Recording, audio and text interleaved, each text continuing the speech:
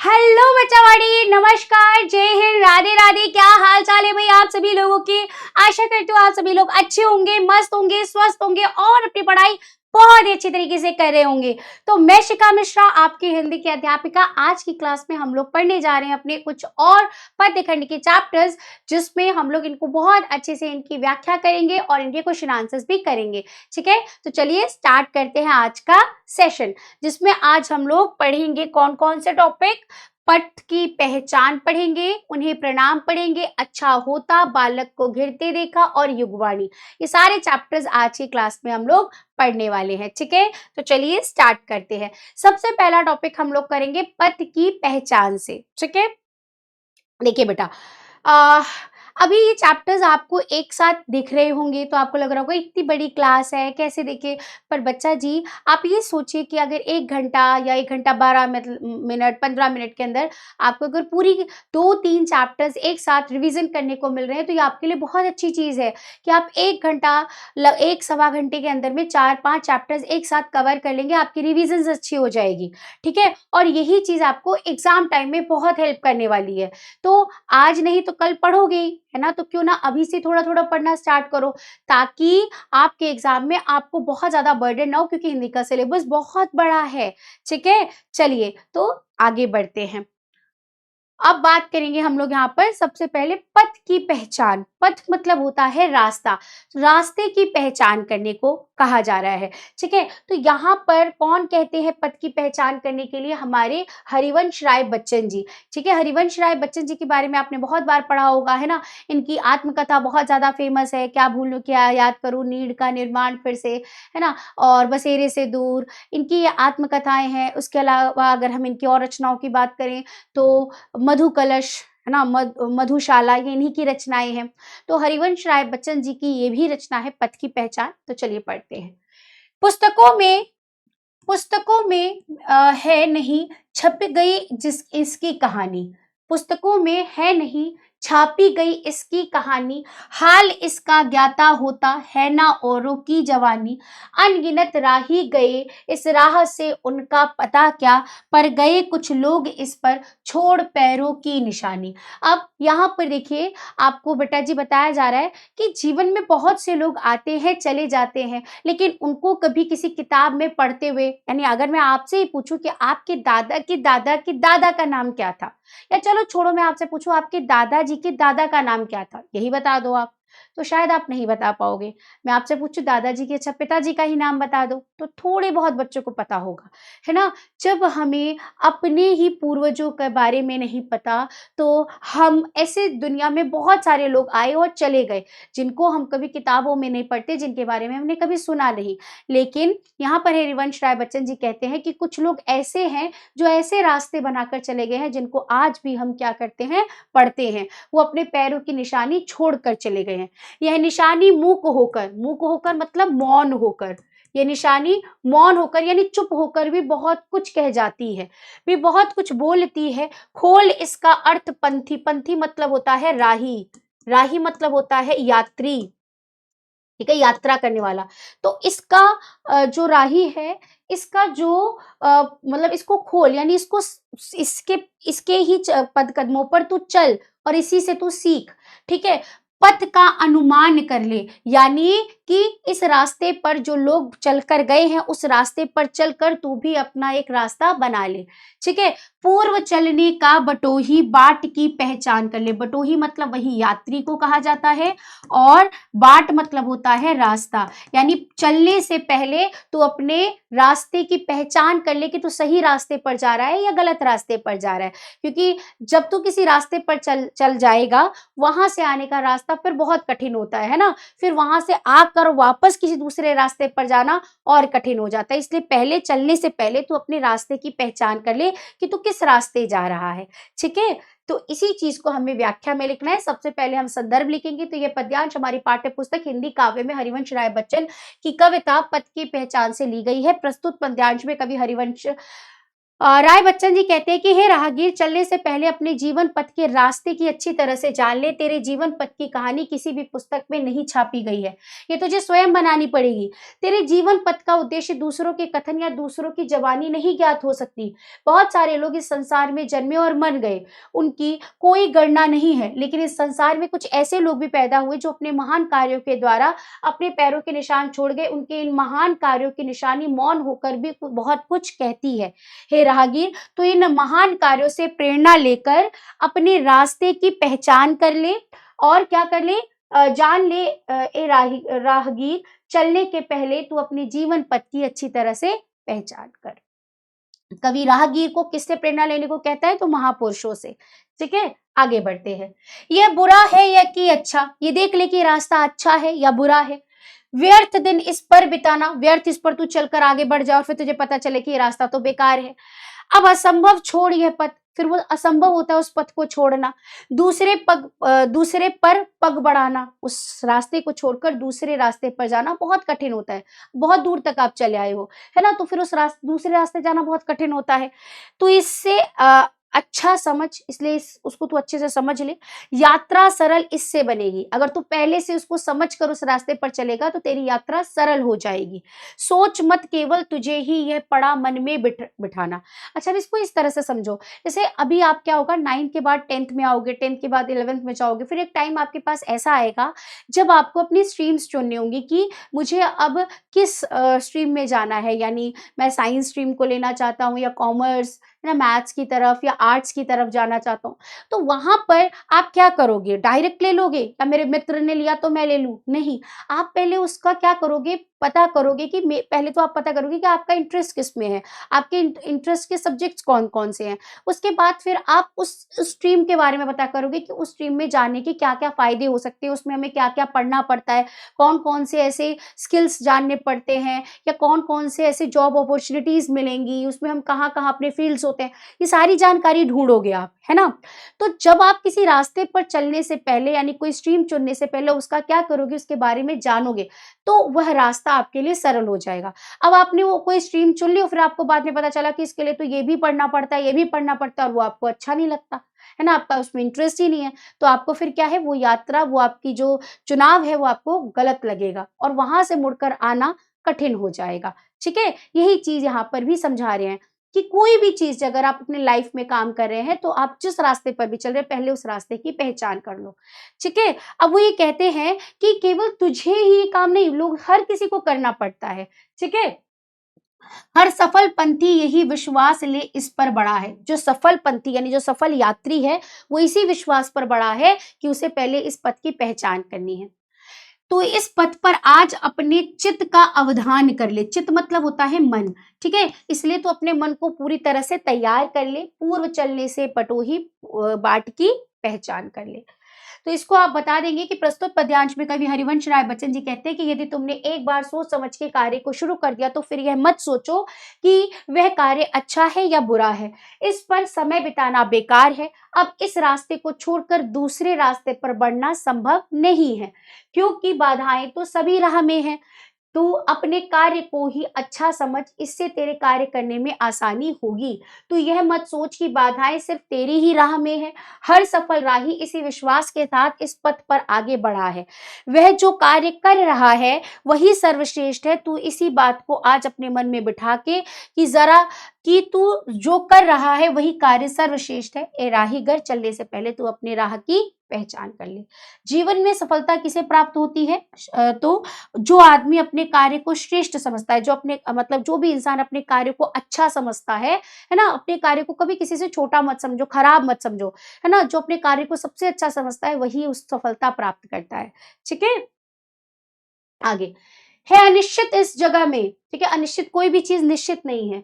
सरिता गिरी गहन मिलेंगे। ठीक है, तुझे नदियां मिलेंगे। सरिता, सरित मतलब नदी, गिरी मतलब पर्वत। ठीक है, गुहर मिलेंगे। है अनिश्चित किस जगह पर, बाग बन सुंदर मिलेंगे। हो सकता है कि कुछ तुझे ये एक अनिश्चित रास्ता है जहां पर तुझे मुश्किलें भी मिल सकती हैं और तुझे फिर अच्छाई मतलब खुशहाली भी मिल सकती है। बाग बगीचे सुंदर मिलेंगे। किस जगह यात्रा खत्म होगी ये भी नहीं पता, हो जाएगी यह भी अनिश्चित है, अनिश्चित कब सुमन कब कंटक को शर मिले। ठीक है, कांटकों के, कंटक मतलब होता है कांटे, तुझे पता नहीं कब तुझे फूल मिल जाए, कभी कब तुझे कांटे मिल जाए। कौन सहसा छूट जाए, कौन अचानक उस यात्रा से तुझसे अलग हो जाए, छूट जाए।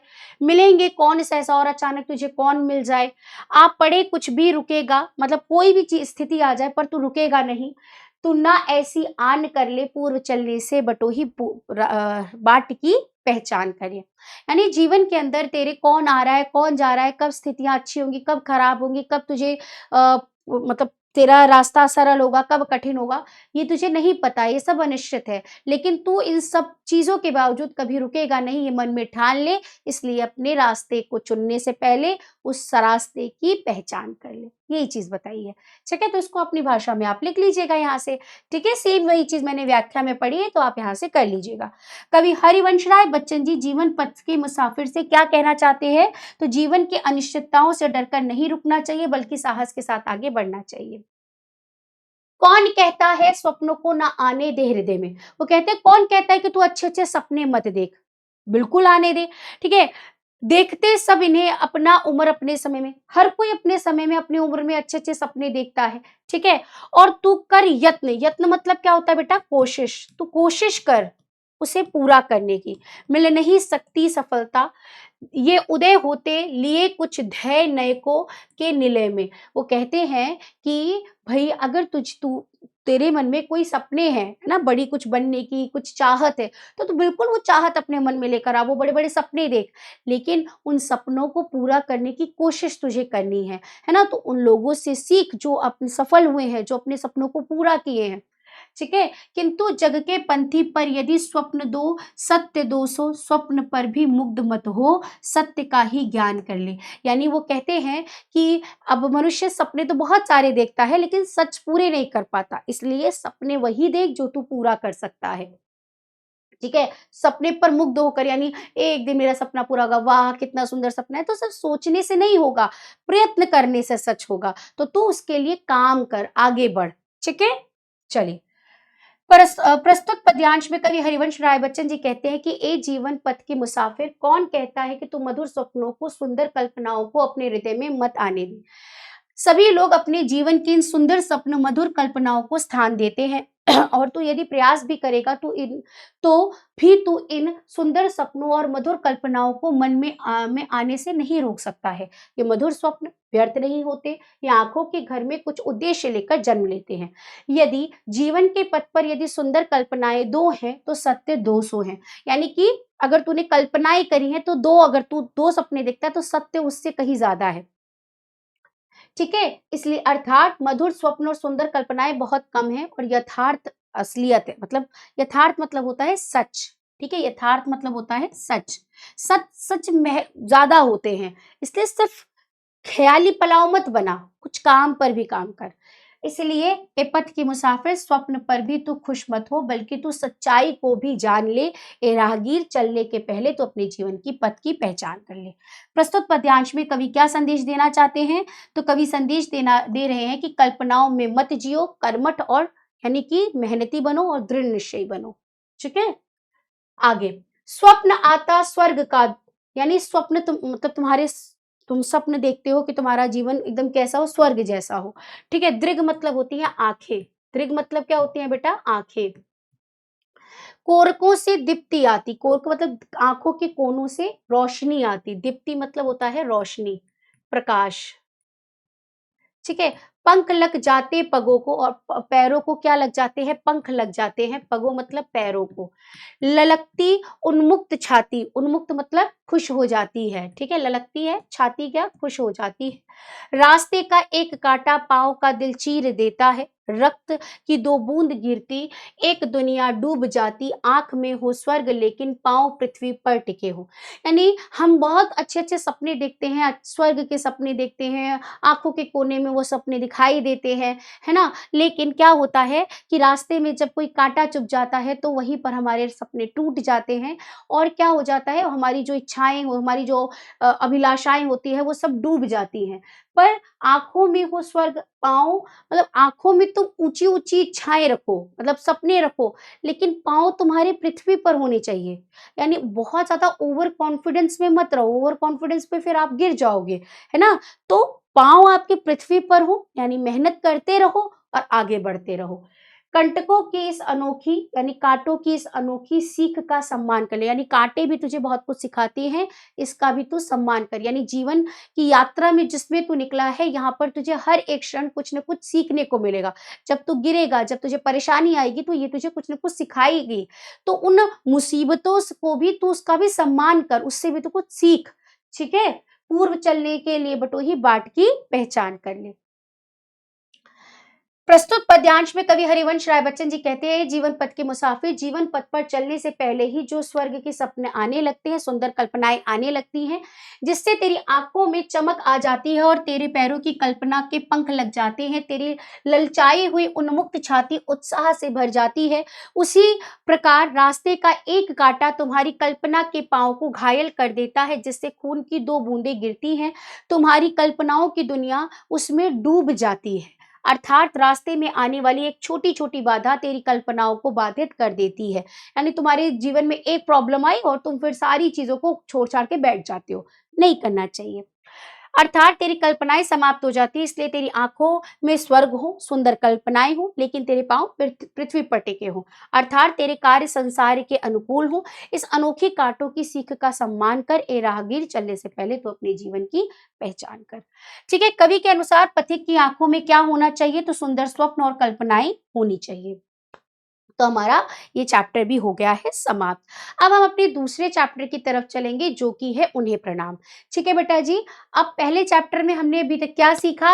हमने ये जाना कि यहाँ पर हरिवंश राय बच्चन जी कहते हैं कि आप जो भी रास्ता अपने जीवन में चुनते हैं, उसको चुनने से पहले उस राह, उस यात्रा की पहले पहचान करो, उसके बारे में जानो कि वो रास्ता कैसा है, सही है, गलत है, फिर उस पर चलो और ऐसे यात्रा करो, ऐसे ऐसे मतलब अच्छाई से आगे बढ़ो, यानी अपना जीवन ऐसे व्यतीत करो कि तुमसे लोग सीखें, तुमसे लोग प्रेरणा लें, जैसे कि बहुत सारे महान लोग काम करके गए हैं, ठीक है? और जो जीवन में मुश्किलें आती हैं, उनको भी तुम्हें क्या है, सहना पड़ेगा, उसका सम्मान करना पड़ेगा कि किसी भी मुश्किल से तुम्हें हार कर अपने सपनों को छोड़ना नहीं है, उसके लिए लड़ना है, उसके लिए मेहनत करनी है।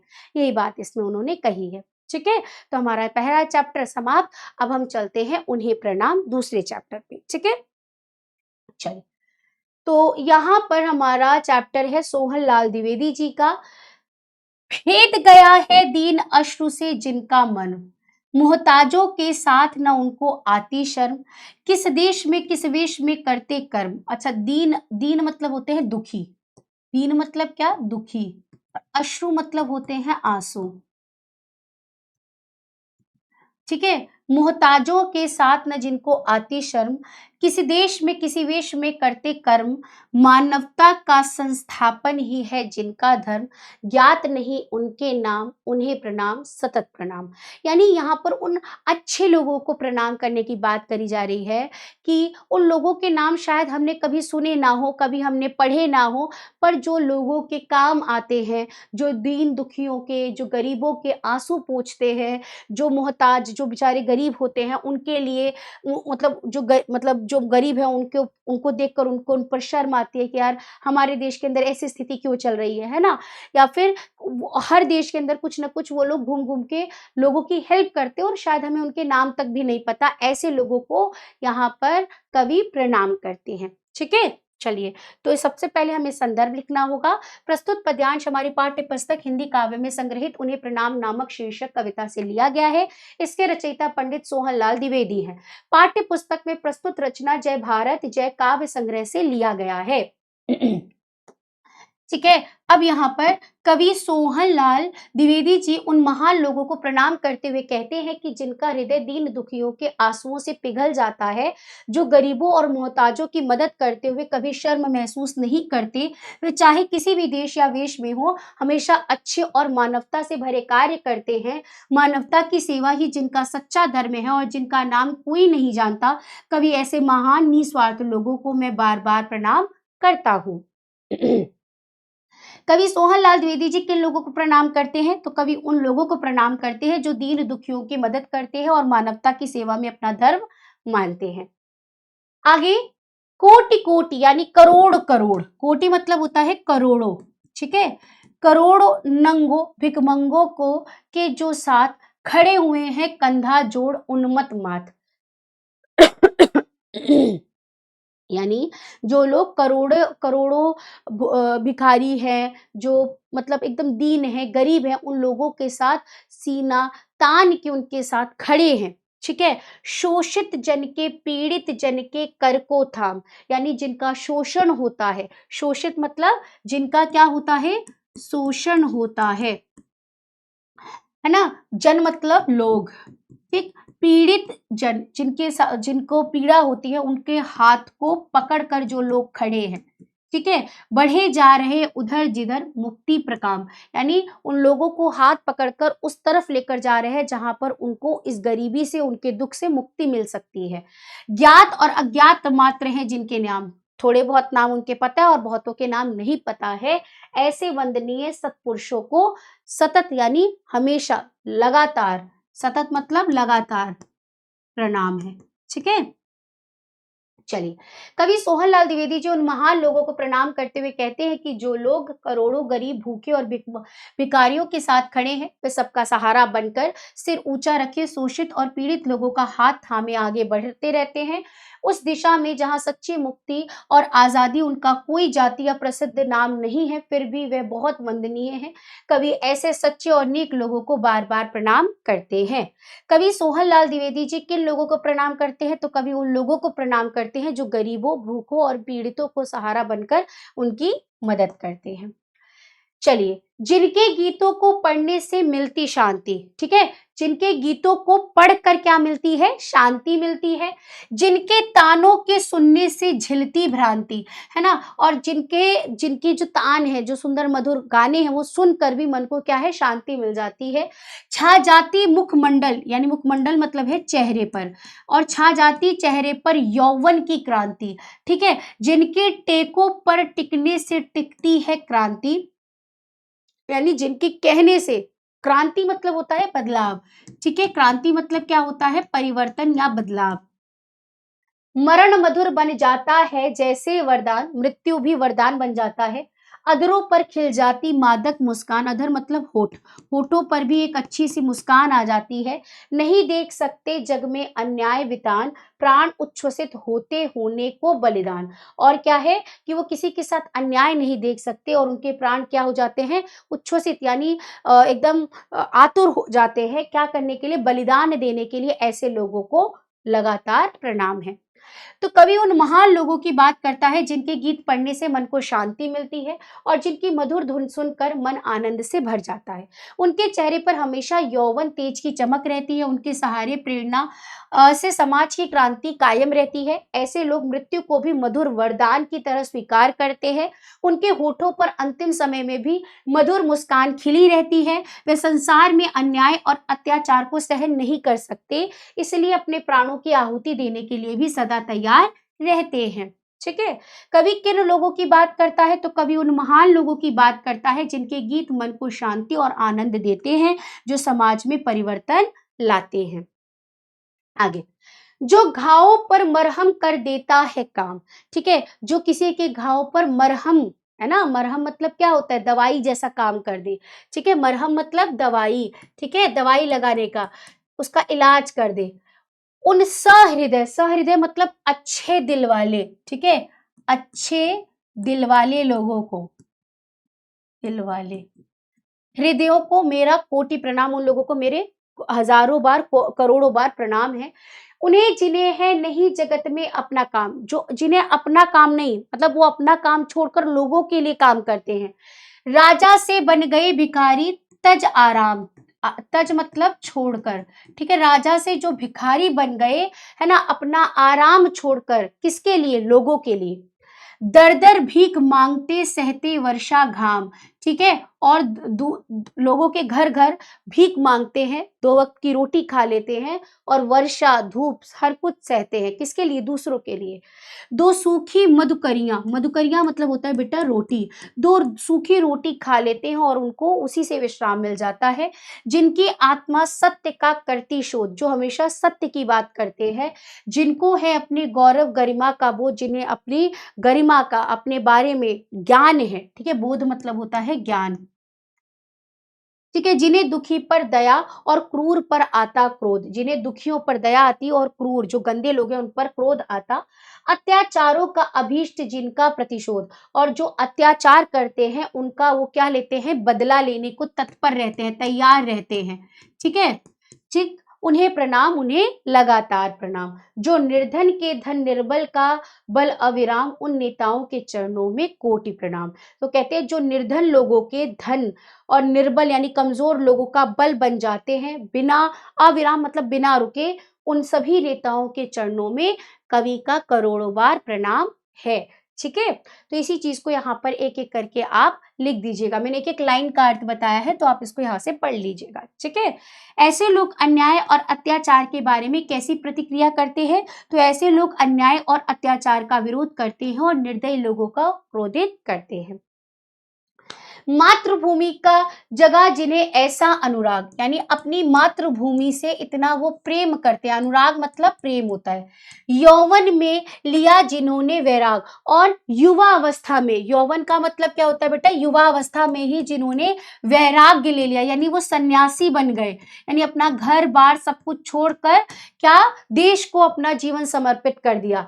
नगर नगर, ग्राम ग्राम, यानी नगरों नगरों में, गांव गांव में छानी धूल, यानी हर जगह सबको सुख देने के लिए, सबका हित करने के लिए वो नगर नगर में घूमे, ठीक है, गांव गांव में घूमे। समझे जिससे सोई जनता अपनी भूल, ठीक है, और जो जनता क्या है, सो रही है, तो वो अपनी भूल समझते हैं कि इन्हें हम जगा नहीं पा रहे, उनको जगाने के लिए वो दर बदर भटक रहे हैं।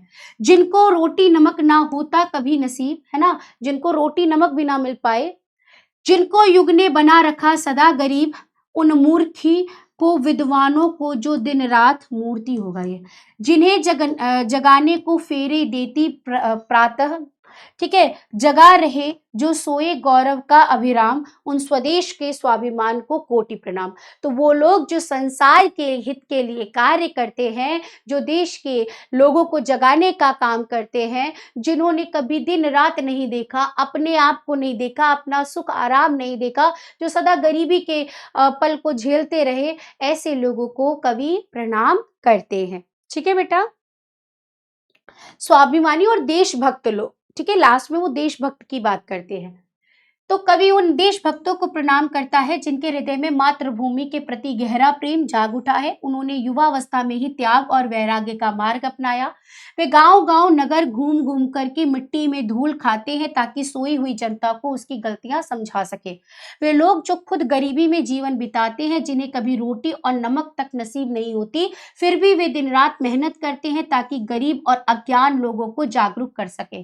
वे जनता की सोई हुई गौरव स्वाभिमान को जगाने का काम कर रहे हैं।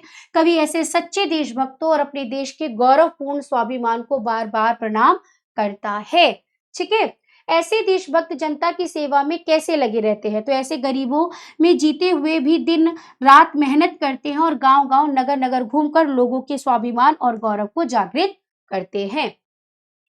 जंजीरों में कसे हुए सीकचों के पार, ठीक है, सीकचो मतलब क्या होता है कि जो जेल होती है ना, जेल को कहा जाता है, सलाखों के पीछे है जो, ठीक है, तो जो जंजीरों में बंधे हैं और जेल में बंद हैं, जन्मभूमि जननी की करते जय जय जयकार, और अपनी मातृभूमि की जो जय जयकार करते हैं, सही कठिन हथकड़ियों की बेतों की मार, ठीक है, और बेत मतलब होता है बेटा चाबुक। और आप कहोगे चाबुक क्या होता है, तो आपने देखा होगा बेटा कि आपके आस पड़ोस में कुछ ऐसे लोग आते होंगे ना जो भीख मांगते हैं और अपने शरीर पर ऐसे चाबुक बहुत तेजी तेजी से मारते हैं। चमड़े की एक लंबी सी वो होती है ना, बेल्ट टाइप की होती है, और उसको चाबुक कहा जाता है। पुराने टाइप के पिक्चर्स में भी इसी से हीरो मारा करते थे, विलेंस मारा करते थे। ठीक है, तो वो कहते हैं कि उन्होंने कठिन से कठिन परेशानियों को झेला, चाबुक की मार सही। ठीक है, आज़ादी की कभी न छोड़ी टेक पुकार, पर उन्होंने कभी भी आज़ादी की पुकार, आज़ादी की जो ज़िद थी उन्होंने कभी नहीं छोड़ी।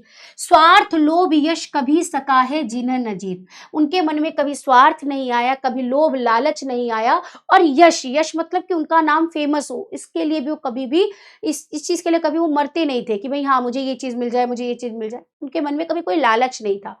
जो अपनी धुन के मतवाले मन के बीच, जो अपने ही धुन के मतवाले थे और अपने ही मन के मित्र थे।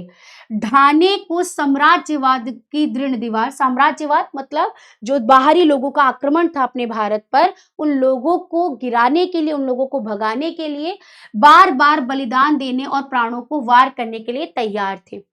बंद सीकचों में जो हैं अपने परिणाम, धीर वीर उन सत्पुरुषों को कोटि प्रणाम, उन कर्मठ धूर धीर ध्रुव विधीरों को है प्रतियाम कोटि प्रणाम। तो यहाँ पर वो कहते हैं कवि उन वीर देशभक्तों को प्रणाम करते हैं जो जेल की जंजीरों में बंधे होने पर भी अपनी मातृभूमि की जय-जयकार करते हैं। उन्होंने जेल की कठोर यातनाएं, हथकड़ियों की तकलीफ और कोड़ों की मार सहन कर ली, परंतु आज़ादी की पुकार कभी नहीं छोड़ी। वह लोग स्वार्थ, लोभ, यश के मुँह में कभी नहीं फँसे।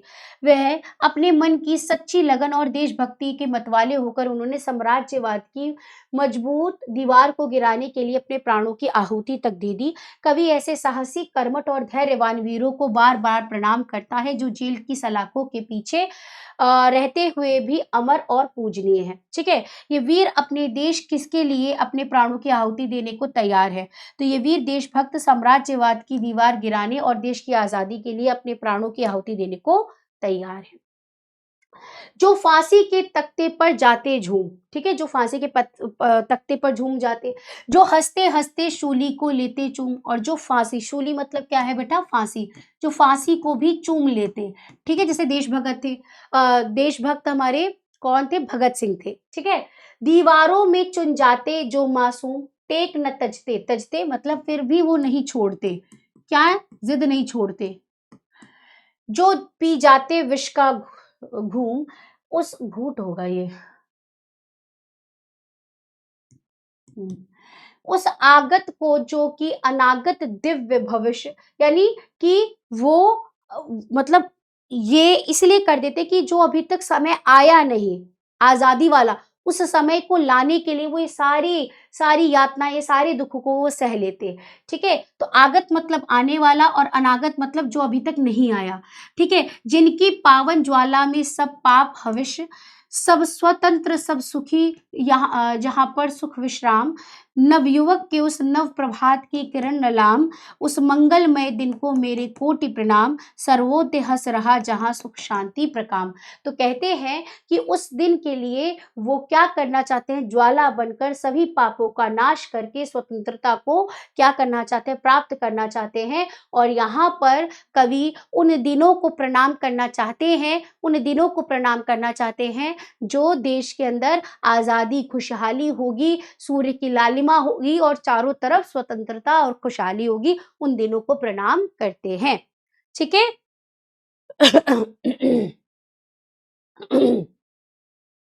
कवि उन वीरों को प्रणाम करता है जो हँसते-हँसते फांसी के तख्ते पर चढ़ जाते हैं, जो मुस्कुराते हुए फांसी के फंदे को चूमते हैं, जो मासूम देशभक्त दीवारों को जिंदा चुन जाते हैं, फिर भी अपने उद्देश्य से पीछे नहीं हटते, वे विष को भी प्रसन्नता से पी लेते हैं। कवि कहता है कि इन वीरों के त्याग और बलिदान की पवित्र अग्नि में सारे पाप भस्म हो जाते हैं। वे उस आने वाले उज्जवल भविष्य के प्रतीक है, जहाँ सब लोग स्वतंत्र, सुखी और शांतिपूर्ण जीवन जिएंगे। कवि उस नए युग के मंगलमय प्रभात सुबह को जहाँ सर्व कल्याण और शांति का साम्राज्य होगा, हृदय से करोड़ों बार प्रणाम करता है। कवि नए युग के बारे में क्या कहता है? तो कवि कहता है कि नए युग में सब लोग स्वतंत्र, सुखी और शांतिपूर्ण जीवन जिएंगे। आगे तो यहाँ पर आपका दूसरा टॉपिक भी क्या हो जाता है? समाप्त हो जाता है। ठीक है? अब हम अपने तीसरे टॉपिक पर चलते हैं, अच्छा होता। ठीक है? चलिए मुझे 1 सेकंड दीजिए ताकि मैं पानी पी लूँ, फिर हम अपना थर्ड टॉपिक स्टार्ट कर लेंगे, ठीक है?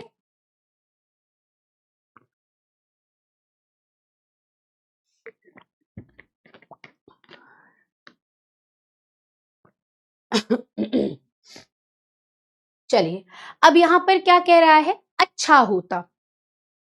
अच्छा होता अगर आदमी आदमी के लिए परार्थी पक्का, परार्थी मतलब दूसरों की हेल्प करने वाला, पक्का होता और नियति का सच्चा होता, यानी अपने अपने व्यवहार से सच बोलने वाला होता। वह स्वार्थ का चहबच्चा, न दगैल दागी न चरित्र का कच्चा होता। और स्वार्थ का चहबच्चा यानी चहबच्चा एक तरह से उसको कहा जाता है जो क्या होता है ना, चहकता हुआ, चहकता हुआ, न दगैल दागी यानी इस पर कोई दाग ना होता। ठीक है, वो चरित्र का कच्चा और चरित्र का वो कच्चा नहीं होता। कितना अच्छा होता कि इंसान अच्छा होता, वो सबकी हेल्प करने वाला होता, उसके मन में कोई पाप नहीं होता, किसी के लिए द्वेष नहीं होता, कोई ईर्ष्या नहीं होता, तो वो इंसान कितना अच्छा होता। ठीक है, तो प्रस्तुत काव्य पंक्तियां केदारनाथ अग्रवाल द्वारा रचित अच्छा होता नामक कविता से लिया गया है। ठीक है,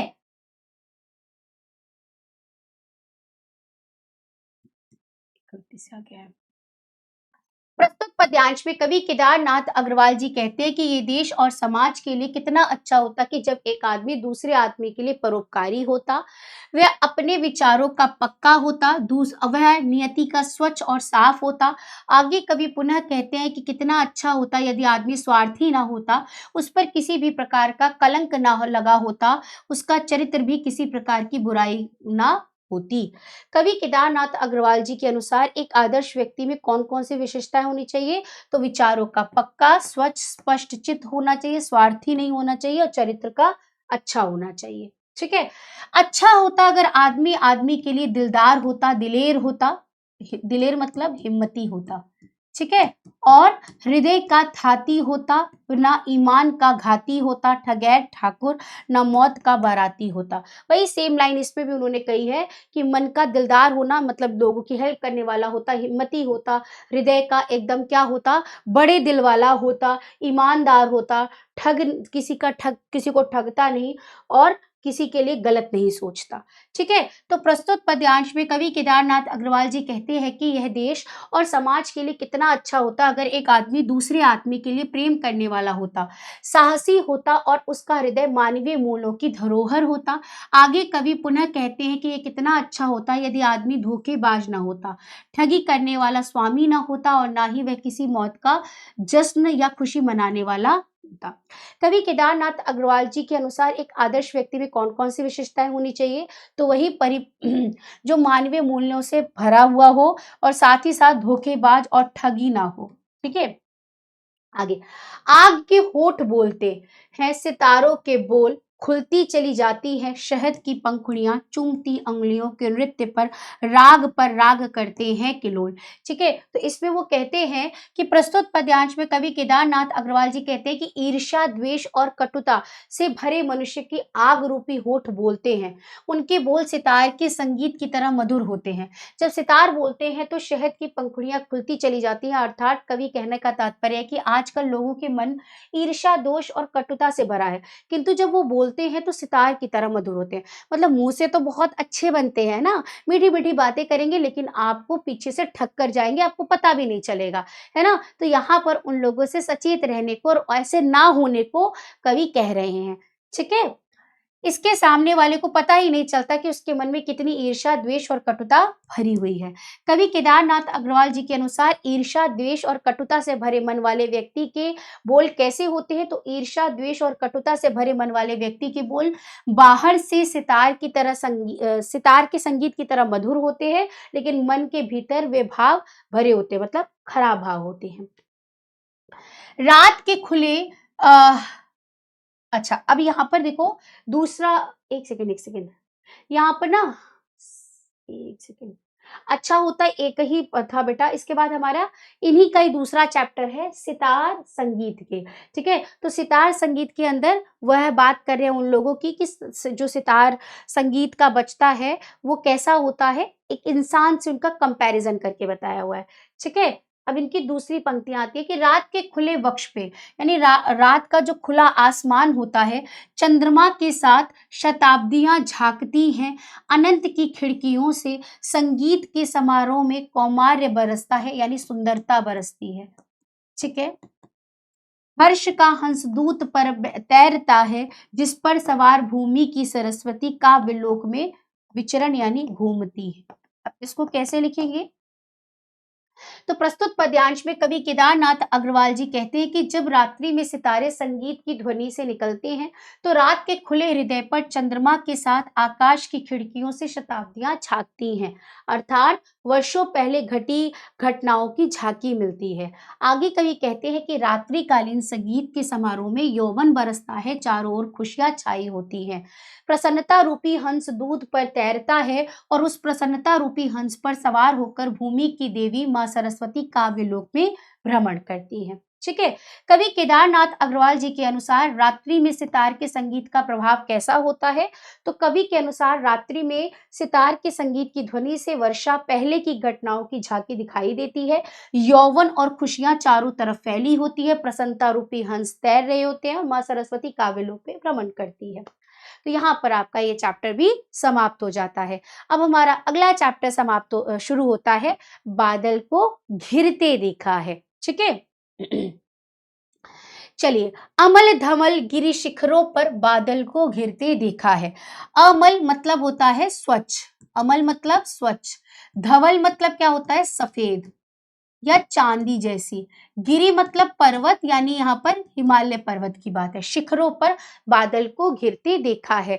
वो कहते हैं, अब यहाँ पर प्रस्तुत पंक्तियों में इसके जो राइटर हैं यानी इसके जो रचयिता है वो नागार्जुन जी हैं। तो नागार्जुन जी कहते हैं कि स्वच्छ चांदनी जैसी हिमालय पर्वत के शिखरों पर बादल को घिरते देखा है।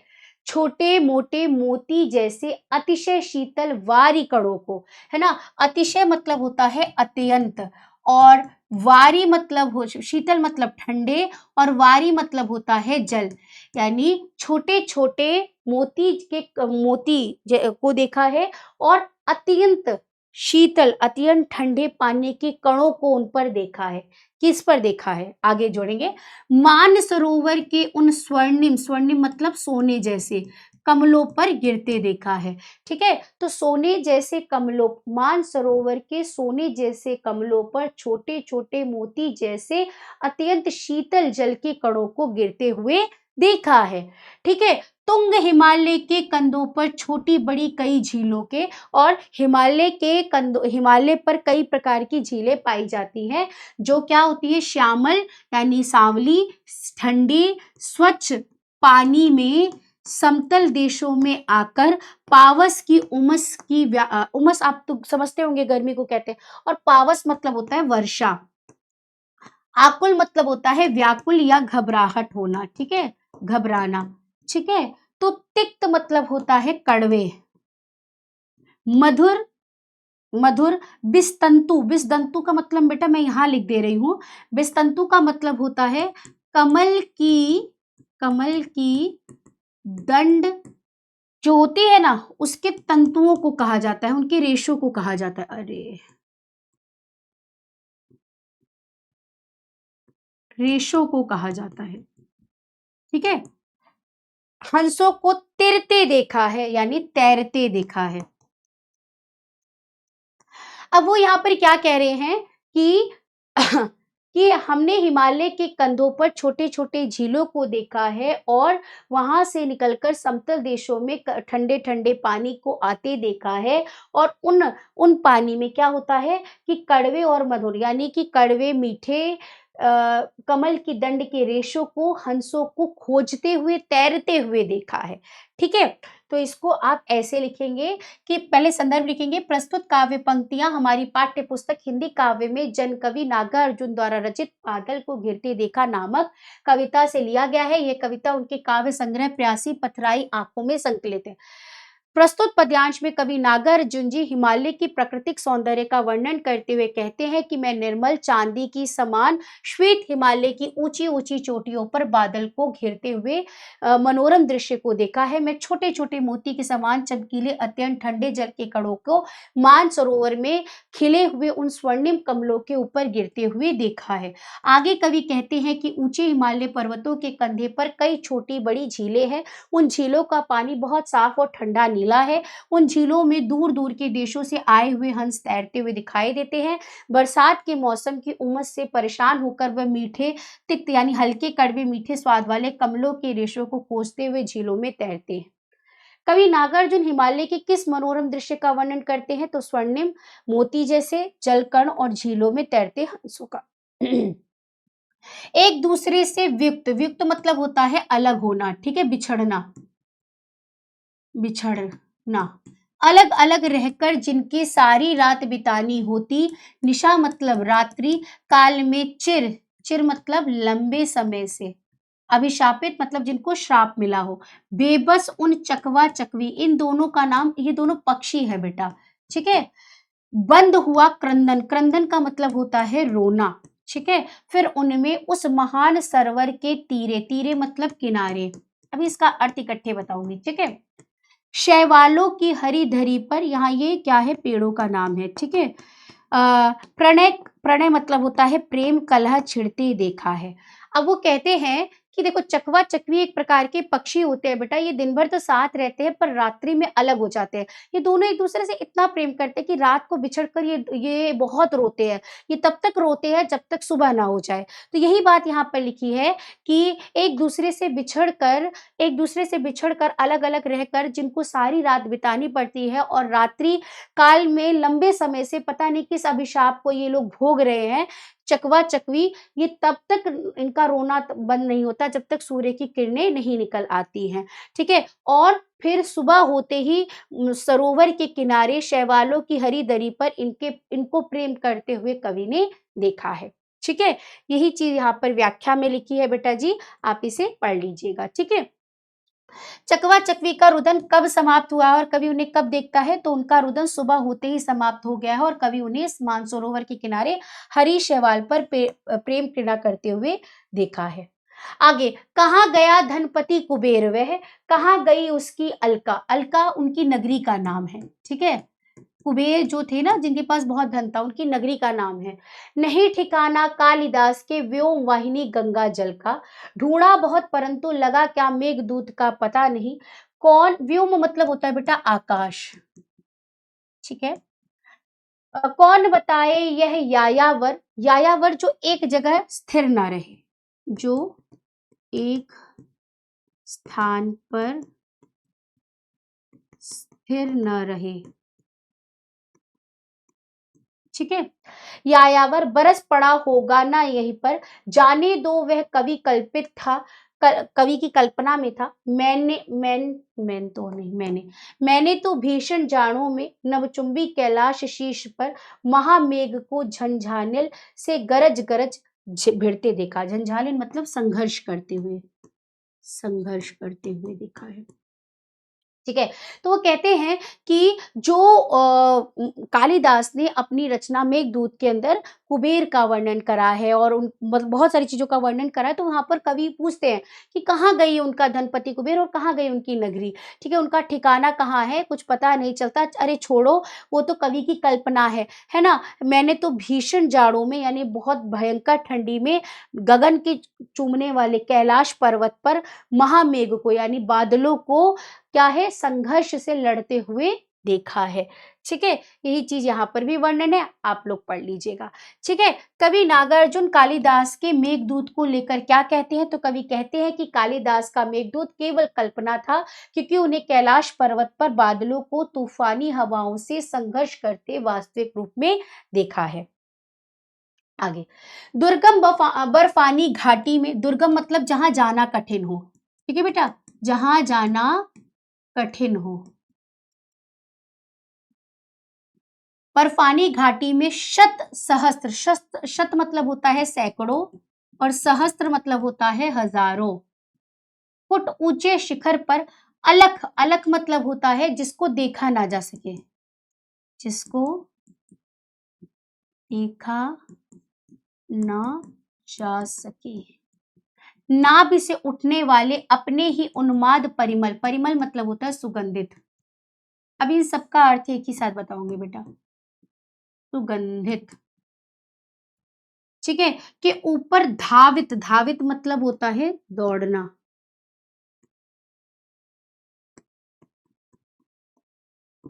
ठीक है। तरल युवा, तरुण मतलब युवा। कस्तूरी मृग, मृग मतलब हिरण, अपने पर चिढ़ते देखा है।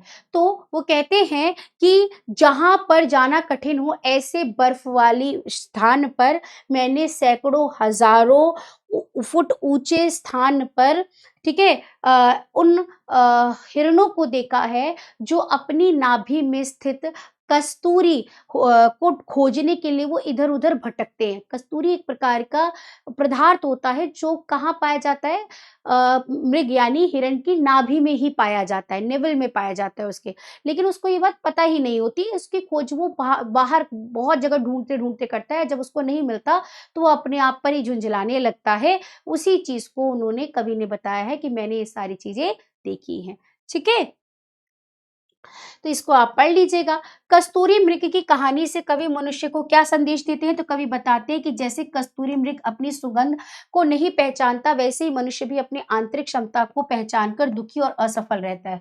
ठीक है, और इससे हमें एक सीख भी मिलती है कि जिस तरह से मृग यानी हिरण अपने अंदर ही कस्तूरी की खुशबू नहीं खोज पाता, वैसे ही इंसान अपने अंदर की क्षमता नहीं पहचान पाता और बाहर की दुखों को भोगता है। वो कहता है कि मेरे से हो ही नहीं पा रहा, लेकिन उसके अंदर इतनी क्षमता होती है, वो अपनी क्षमता ही नहीं पहचान पाता है कि मैं कितना काम कर सकता हूँ। ठीक है बेटा जी, चलिए आगे बढ़ते हैं। शत शत निर्झर निर्झरनी कल, निर्झर निर्झरनी यानी झीलें, झीलों के बारे में बात हो रही है। ठीक है, सैकड़ों सैकड़ों झीलों, कल कल मतलब होती है उनकी आवाज को कहा गया है बेटा।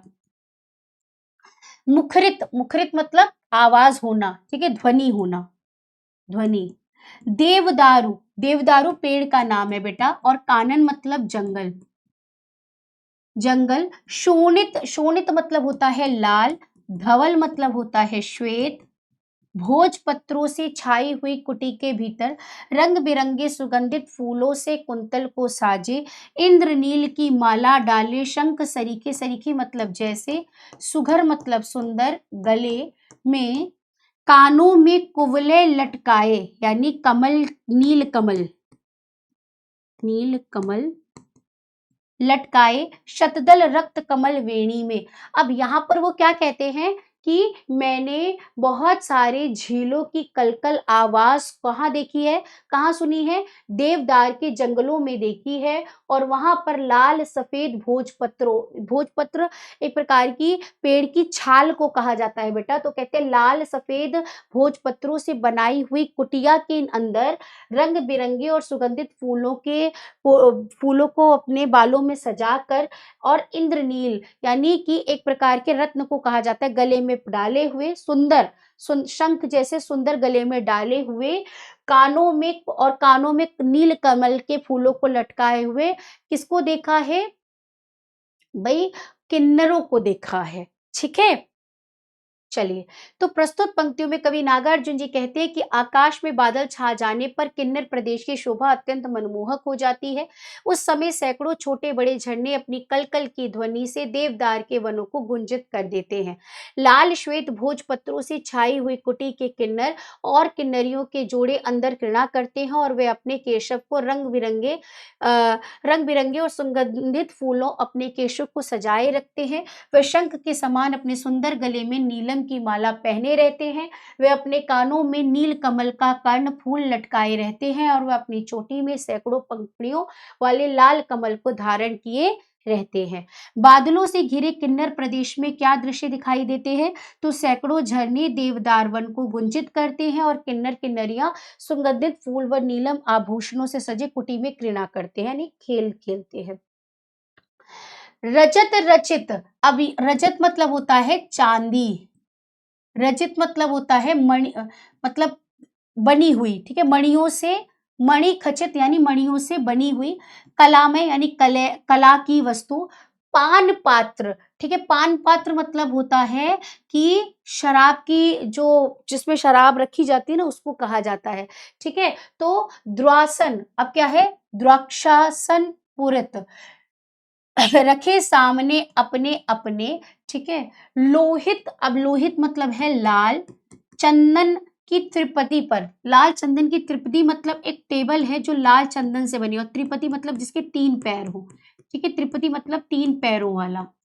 ठीक है, 3 पैरों वाला, नरम निदाग बाल कस्तूरी, और नरम बिना दाग वाले बाल यानी कस्तूरी, या किसको कहेंगे, हिरण के जो चमड़ा होता है उस पर पालथी मारकर, ठीक है, मृग छालों पर पालथी मारे, मदिरारुण यानी मदिरा पीने के बाद, मदिरा मतलब तो आपको पता होगा शराब, और अरुण मतलब लाल, ठीक है, मदिरा से लाल आंखें वाले उन उन्मत्त किन्नर किन्नरियों की मृदुल मतलब कोमल, मनोरम अंगुलियों को वंशी पर फिरते देखा है। ठीक है, तो अब जो वो किन्नर किन्नरियां हैं उसके अंदर, कुटिया के अंदर, तो वो क्या है कि उनका जो पात्र है वो कैसा बना हुआ है, चांदी और मणियों से रचित है। ठीक है, वो जो पान पात्र है वो कहाँ रखा हुआ है, उनके सामने लाल चंदन की बनी हुई एक टेबल है, त्रिपदी है, उस पर रखा हुआ है। और वो लोग क्या है कि नरम बिना दाग वाले हिरण के मतलब हिरण के बच्चे के छाल पर, चमड़े पर, चमड़े को जैसे एक उन्होंने क्या बना रखा है, अपनी चटाई बना रखी है और उस पर पालथी मारकर बैठे हैं, और शराब पीने के कारण उनकी आंखें लाल लाल हो गई हैं, और वो क्या है कि बांसुरी की मधुर मधुर ध्वनि बजा रहे हैं। ठीक है, तो यही चीज इसमें लिखी है, इसको आप पढ़ लीजिएगा। किन्नर किन्नरियां मदिरा पान के समय किस प्रकार बैठे और क्या करते हुए दिखाई देते हैं, तो मृग छाल पर पालथी मारकर बैठे हैं, चांदी के मणि जड़ित पात्रों में अंगूरी मदिरा पीते हैं और मदहोशी में कोमल अंगुलियों को घुमाते हैं। अच्छा, यहाँ पर ये देखो, द्राक्षस मतलब होता है अंगूर वाली शराब, जो होती है ना, अंगूर को कहते हैं। चलिए आगे बढ़ते हैं। लास्ट चैप्टर हमारा अब आ जाता है युगवाणी। ठीक है, और यहाँ पर हमारा फिर ये चैप्टर और हमारा पद्य खंड पूरा समाप्त भी हो जाएगा। ठीक है, तो चलिए फटाफट से इसको भी अब हम देख लेते हैं। युगवाणी हमारा कहता है, हर क्यारी में पद चिन्ह तुम्हारे देखे हैं। ठीक है, हर डाली में मुस्कान तुम्हारी पाई है, हर कांटे में दुख दर्द किसी का कसका। कसका मतलब होता है ना कसक, कसका मतलब होता है कसक। हर शबनम में जीवन की प्यास जगाई है, हर सरिता की लचकीली लहरें डसती हैं, हर अंकुर की आंखों में कोर समाती है, हर किसले में अंधेरों की आभा खिलती है, हर कली की हवा में मचल मचल इठलाती है। अब यहाँ पर उन किसान और मतलब जो श्रमिक हैं उनके बारे में कवि कहते हैं कि मैंने तुम्हारी जो मुस्कान है, मैं उन श्रमिकों के बारे में, उन किसानों के बारे में वर्णन करते हुए कहते हैं कि मैंने तुम्हारे संघर्ष को, तुम्हारी मेहनत को देखा है, तुम्हारी तुम जो खेती करते हो, तो जो तुम्हारी क्यारियां तुमने लगाई हैं उनके हर एक जो पत्ते आते हैं, पल्लव आते हैं, उन पर तुम्हारी मुस्कान दिखाई देती है, तुम्हारा दुख दर्द उन्हीं में छिपा हुआ दिखाई देता है। और क्या है कि तुम्हारी जो जो नदियां होती हैं, नदियां क्या करती हैं, उनकी जो लचक है वो क्या करती है, डसती है, और हर अंकुर की आंखों में कोर समाती है। यहाँ पर बेसिकली जो राइटर है ना, यानी कवि हैं, उन्होंने क्या कर रखा है, प्रकृति और मानव के दुख को एक साथ वर्णन करा है। ठीक है, प्रकृति के द्वारा, उसके द्वारा ही दोनों को इकट्ठा दिखाने का प्रयास करा है। तो कैसे लिखेंगे इसे, कि कवि श्रमिक एवं कृषक वर्ग के किसानों से कहता है कि मैंने क्यारी क्यारी चिन्हों के दर्शन किए हैं, ये डालियां जो नए नए पल्लवों से भर गई हैं उसमें अपनी मुस्कान दिखाई पड़ती है, प्रत्येक कांटे का व्यक्तित्व भी बड़ा विचित्र होता है, इसमें किसी न किसी का दुख समाया रहता है। ठीक है, जब मैं ओस की बूंदों को देखता हूँ तो जीवन में प्यास जग जाती है, नदी की उठती बहती लचकदार प्रत्येक लहर मन में अपना प्रभाव छोड़ती है, जो भी नया अंकुर फूटता है वह भविष्य में आने वाली अपनी कलियों को अपने में ही समाहित किए रखता है। फूटी हुई नई कलियों में आपके होठों के समान लाली प्रतीक होती है और कलियां हवा के साथ इठलाती उठती हैं। कवि प्रकृति के माध्यम से श्रमिक और कृषक वर्ग की भावनाओं को किस प्रकार प्रकट करता है, तो कवि प्रकृति के प्रत्येक तत्व, क्यारियों, पल्लवों, कांटों, ओस की बूंदों, लहरों और कलियों में श्रमिक और कृषक वर्ग की मेहनत, मुस्कान, दुख और आशा को दिखा रहा है। अंबर में उगती सोने चांदी की फसलें, यानी अंबर में जो चांद तारे सूरज निकले हैं उसको क्या कहा है, सोना चांदी।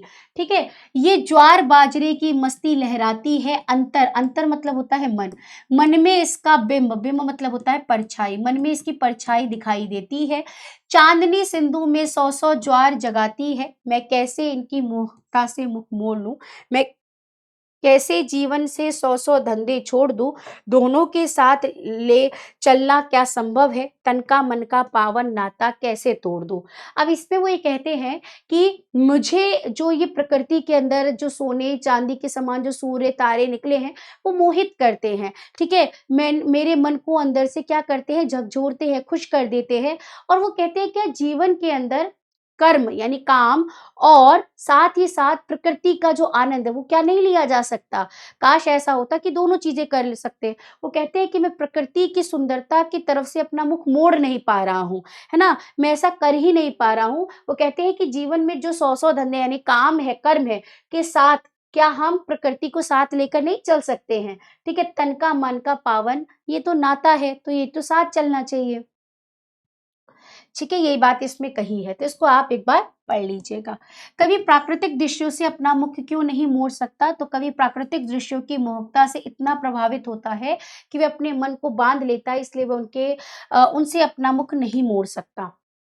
क्या उम्र ढलेगी तो यह सब डल जाएगा, सूरज चंतागा पानी गल जल जाएगा, जिनके बल पर जीने मरने का स्वर साधा, उनका आकर्षण सांसों का छल जाएगा। वो कहते हैं कि एक दिन तो उम्र, ये जो उम्र है, जो मतलब प्रकृति से कहते हैं ना कि तुम पर ही तो हम पूरी अपनी आशा इच्छा लगा कर बैठे हैं, तो ये तो एक दिन ढल जाएगी। ठीक है। सूरज चंदा का पानी क्या गल जाएगा, जिनके बल पर जीने मरने का स्वर साधा, जिनके बल पर हम लोग जीने मरने की हिम्मत जाग रही है, क्या ये आकर्षण एक दिन खत्म हो जाएगा, मतलब मेरा जो आकर्षण प्रकृति की तरफ है क्या एक दिन खत्म हो जाएगा। जिस दिन सपनों के मूल भाव पर उतरूंगा, जिस दिन संघर्षों का जाली चढ़ जाऊंगा, जिस दिन लाचारी मुझ पर तरस दिखाएगी, उस दिन जीवन से मौत कहीं बढ़ जाएगी। वो कहते हैं कि जिस दिन मुझ पर क्या आएगी, संघर्ष, विपत्ति आएगी, यानी कि उसका भी एक समय का अंत होने लगेगा, अंत समय में जब वो आएगा, तो कहता है कि वह स्थिति मेरे लिए, जो मेरा जो जीवन है वो मौत से भी बदतर हो जाएगी। ठीक है। तो वो उस क्षणों का भी यहाँ पर वर्णन कर रहे हैं। ठीक है। वो देखो आगे कवि कहता है कि जिस दिन मैं सपने और परिकल्पनाओं का मोल भाव करने बैठूंगा, उस दिन मेरे संघर्ष आभा मंद पड़ जाएगी और उस दिन विवशता मुझ पर तरस दिखाएगी। अर्थात जिस दिन मैं विवशता का दास बन जाऊंगा, उस दिन जीवन की अपेक्षा मृत्यु का पलड़ा भारी होगा, उस दिन मृत्यु मुझे थाम लेगी। कवि के अनुसार सपन और परिकल्पनाओं का मोल भाव करने बैठने का क्या परिणाम होगा, तो कवि के अनुसार ऐसा करने पर उसके संघर्षों की आभा मंद पड़ जाएगी और उसकी व्यवस्था का दास बन जाएगी, जिससे जीवन की तुलना में मृत्यु अधिक आकर्षक प्रतीत होने लगेगी। इन सब से बढ़कर भूख बिलखती मिट्टी की पथ पर पथराई आंखें पास बुलाती हैं, भगवान भूल में रचकर जिनको भूल गया, जिनकी हड्डी पर धर्म ध्वजा फहराती है, उनको भूलो तो मेरी मिट्टी मिट्टी है, मेरी आंखों का पानी केवल पानी है, इनको भूलूं तो मेरा जन्म अकारत, मेरा जीना मरना मूक, मूक मतलब मौन कहानी है। बहुत इजी लाइन है, इसको समझिएगा आप। वो कहते हैं कि इन सबसे बढ़कर, यानी जो भूखे लोग हैं, जो गरीब लोग हैं, ठीक है, वो जो पथराई आंखों से, पथराई यानी आंसुओं भरी आंखों से लोगों की तरफ देखते हैं, है ना, एक हेल्प, एक सहायता की नजर से देखते हैं, है ना, और शायद भगवान भी उनको बनाकर जैसे भूल गया है। अगर मैं उनको भूल जाऊं तो मेरा जो ये तन है वो मिट्टी के समान हो जाएगा, मेरी आंखों का जो पानी है ना, जो आंसू है वो केवल पानी कहलाएगा। अर्थात अगर मैं उनके बारे में ना बताऊं, उनके बारे में बात ना करूं, उनको भूल जाऊं, है ना, कौन, जो गरीब लोग हैं, जो श्रमिक लोग हैं, है ना, उनको अगर मैं भूल जाऊं तो शायद मेरा जीवन बेकार हो जाएगा। ठीक है, अकारत हो जाएगा और मेरा जीवन क्या, मेरा जीना कैसा होगा, मरने के समान मौन हो जाएगा। ठीक है। यही बात इन्होंने इसमें कही है, इसको आप पढ़ लीजिएगा। कवि असहाय और कमजोर वर्ग के लोगों को क्यों नहीं भूल सकता, तो कवि कहता है कि यदि इन लाचार और पीड़ित लोगों को भूल जाए, उनके कष्टों पर द्रवित ना हो, तो उसका शरीर मिट्टी के समान और उसका जन्म व्यर्थ हो जाएगा, इसलिए वह उन्हें नहीं भूल सकता। मैं देख रहा हूँ तुम इनको फिर भूल चले, बातों बातों में हमें बहुत बहलाते हो। बेबसी चीखती जब बच्चों की लाशों पर उसको आज़ादी की प्रतिध्वनि बतलाते हो। यो खेल करोगे तुम कब तक असहायों से, कब तक अफीम आशा की हमें खिलाओगे। बर्बाद हो गई फसल कहीं ज्योति बोई, क्या बैठ अकेले ही मरघट पर गाओगे। मरघट मतलब होता है मृत्यु, शमशान घाट को कहा जाता है। ठीक है, देखो वो कहते हैं कि अब यहाँ पर वो सरकार को, ठीक है, शासन वर्ग को चेतावनी देते हुए कहते हैं कि तुम जो हो, तो मैं देख रहा हूँ कि तुम लोग मतलब जो भूले कर रहे हो, तुम भूलते जा रहे हो उन लोगों को, गरीब लोगों को, ठीक है, उनकी बेबसी को। और अगर उनकी बेबसी को तुम क्या कर रहे हो, अनदेखा करते जा रहे हो। अगर तुम मतलब ऐसा करते जाओगे, असहयोग लोगों को, मतलब जो गरीब लोग हैं उनका कभी साथ नहीं दोगे, है ना, कब तक उनको एक आशा की, मतलब कि तुम्हारे साथ अच्छा होगा, हम तुम्हारे लिए ये करेंगे, है ना? सिर्फ़ उनको बड़े-बड़े वादे कर कर चले जाते हो, उसको पूरा नहीं करते हो। ये कब तक उनको ऐसी आशा की अफ़ीम खिलाते रहोगे, ठीक है? ऐसा ना हो कि एक दिन सब कुछ खत्म हो जाए, सब जो इंसान है, जो तुमसे आशा लगाकर बैठा है, उसकी वो आशा खत्म हो जाए, तो तुम अकेले रह जाओगे, फिर क्या करोगे? ठीक है? वो यहाँ पर वो चेतावनी देते हुए शासन से कहते हैं। ठीक है, शासक की उपेक्षा करते हुए कहते हैं, तो इसको पढ़ लीजिएगा। कवि शासन को किस बात की चेतावनी देता है? यदि शासन श्रमिकों के दीन दुखियों की मूल समस्याओं की उपेक्षा करेगा, यानी अनदेखा करेगा और उनकी आशाओं के सहारे बहलाता रहेगा, तो मानवीय संवेदनाओं की फसल नष्ट हो जाएगी और अंततः समाज शमशान के समान बन जाएगा। विश्वास सर्वहारा का तुमने खोया है। सर्वहारा सबको आहार देने वाला है, यानी सबका तुमने विश्वास खो दिया है। आसन्न मौत के गहन गौस गड़ जाएगी, यदि बांध बांधने के पहले जल सूख गया तो धरती की छाती में दरार पड़ जाएगी। यानी कि जब भई बांध किस लिए बनता है? ताकि जल पानी इकट्ठा कर लिया जाए, और पानी जब सूख गया तो बांध बनाने का क्या फ़ायदा? ये वही वाली बात हो गई, क्या वर्षा जब कृषि सुखाने। तो तुम्हारी मदद का क्या फ़ायदा होगा जब उसकी ज़रूरत ही खत्म हो जाए। इसलिए थोड़ा सचेत हो जाओ और सही से काम करो। ठीक है? सदियों की कुर्बानी यदि यूँ बेमोल बिकी, जमुलाई लेने से खो गया सवेरा, जनता पूर्णिमा मनाने जब तक सोचे फिर घिर गया अमावस का अंबर में घेरा यदि। तो इसमें वो कहते हैं कि प्रस्तुत पंक्तियों में कवि ने दीन दुखियों के प्रति शासन की उपेक्षा करने वालों को चेतावनी देते हुए कहा है कि यदि तुमने गरीब निर्धन जन का विश्वास खो दिया तो निकट आती मृत्यु की गहरी फांस तुम्हारे जीवन में गड़ जाएगी। बड़े प्रयत्न के बाद गरीब जागा है, उसकी जागृति का अभिनंदन करना चाहिए। अगर बांध बांधने से पहले ही पानी सूख जाए तब तो धरती की छाती में दरार पड़ जाएगी। अर्थात बांध इसलिए बांधा जाता है कि पानी इकट्ठा हो, परंतु पानी सूख गया तो बांध का क्या औचित्य रहेगा। अतः समय रहते सचेत हो जाओ और निर्धन को संभालो, उसे उसके अधिकार सौंपो। कवि पुनः चेतावनी देता है और कहता है कि यदि श्रमिक वर्ग की उन्नति के लिए सदियों से चले आ रहे आंदोलन का सम्मान ना हुआ तो उसकी कुर्बानी व्यर्थ चली गई, तो यह ठीक नहीं होगा। सवेरे के जागरण को जमुआई ले लेकर खो देना कहाँ की बुद्धिमानी है। पूर्णिमा का उत्सव मनाने की बात सोचते सोचते ही यदि आकाश में अमावस्या का अंधेरा छा गया तो इतिहास तुम्हें कभी माफ नहीं करेगा। यानी कि तुम जो अच्छे दिन आएंगे, ऐसे मतलब जो जनता है उसको ये तुम कहते जाओगे और फिर अमावस आ जाए, है ना, पूर्णिमा के दिन की जगह अमावस आ जाए, तो अंधेरा छा जाए, तो फिर तुम अपने आप को, फिर तुम्हें कभी माफ नहीं करेगी वो जनता, है ना। अतः अंधेरे को दूर कर श्रमिक के जीवन में प्रकाश का उत्सव मनाने का उपक्रम करो। कवि गरीबों का विश्वास खोने पर शासन को क्या परिणाम बताता है? तो कवि कहता है कि यदि शासन ने गरीबों को विश्वास खो दिया तो निकट आती मृत्यु की गहरी फांस, यानी कुछ जो गले में फंस जाती है ना, उसे फांस कहते हैं, तो फांस जीवन में गड़ जाएगी और इतिहास उन्हें कभी क्षमा नहीं करेगा। इतिहास न तुमको माफ करेगा, याद रहे पीढ़ियां तुम्हारी करनी पर पछताएंगी। इतिहास तुम्हें कभी माफ नहीं करेगा, जो तुम्हारी आने वाली पीढ़ियां हैं वो तुम पर पछताएंगी। पूरब की लाली में कालिक पुज जाएगी, ठीक है, सदियों से फिर क्या ऐसी घड़ी आएगी? इसलिए समय के सैलाब को मत रोको, खुशहाल हवाओं में न खिड़कियाँ बंद करो, हर किरण ज़िंदगी की आँगन तक आने दो, नवनिर्माण की लपटों को मत मंद करो। ठीक है? वो कहते हैं कि भई इतिहास तुमको कभी माफ़ नहीं करेगा, जो आने वाली पीढ़ियाँ हैं वो तुम पर पछताएँगी, इसलिए जो जीवन के अंदर जो मतलब देश के अंदर विकास हो रहा है, इस विकास को केवल पूंजीपति वर्गों तक और शासन वर्गों तक मत सीमित रहने दो, ये हर वर्ग के लोगों तक जाने दो। जो दीन दुखी हुए उनके पास भी इसका लाभ उठाने दो। अन्यथा केवल एक वर्ग का विकास करने से समाज का विकास नहीं होता, समाज का विकास तभी होता है जब सबका विकास होता है। ठीक है? तो यही बात इसके अंदर कही गई है। ठीक है, इसको आप पढ़ लीजिएगा। कवि सत्ताधारियों के घर की खिड़कियाँ बंद ना करने के लिए क्यों कहता है? ताकि सबको इसका क्या मिल सके? लाभ मिल सके।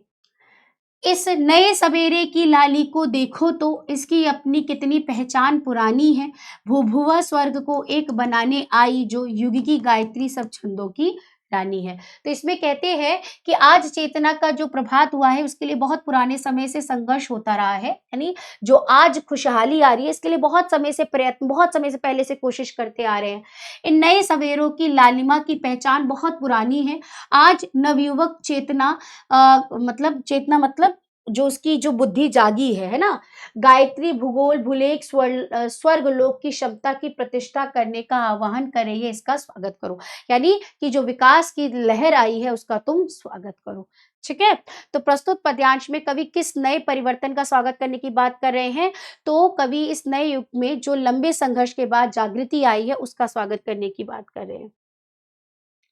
तो आपका चैप्टर यहाँ पर समाप्त हो जाता है और इस क्लास के नोट्स आपको हमारे पीडब्ल्यू के ऐप पे दृष्टि बैच के अंदर मिल जाएँगे। आशा करती हूँ कि आपको सारे चैप्टर्स क्लियर हो गए होंगे। अगर अच्छा लगा हो तो क्लास को लाइक करिएगा, कमेंट सेक्शन में अपने कमेंट्स बताइएगा और यहाँ पर हमारा पद्य खंड का पूरा सिलेबस कंप्लीट भी हो जाता है। ठीक है? अभी हमारी नेक्स्ट क्लास आएगी तो उसमें भी हम अगले चैप्टर्स को कवर करेंगे। ठीक है? तो मिलेंगे नेक्स्ट क्लास पे, तब तक के लिए पढ़ते रहे, मस्त रहे, खुश रहे और अपने माता-पिता का नाम रोशन करें। धन्यवाद। Bye bye.